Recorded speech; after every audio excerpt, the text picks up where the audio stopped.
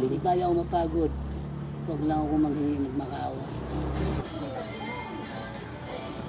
May sabihin, madalas nagbebenta ka sa may FTI.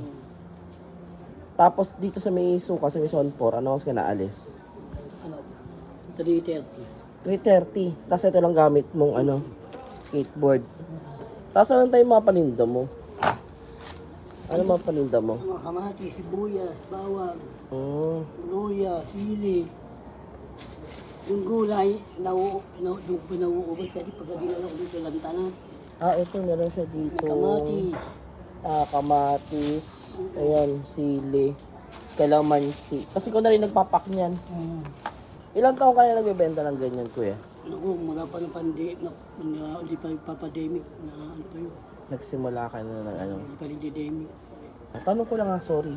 Ano siya, inborn po ba yung Inborn. Pinakana ko, ganito na.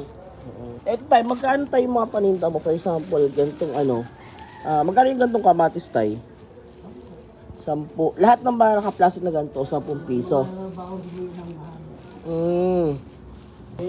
20 pesos, parang Pero okay na nga rin to kasi tindahan.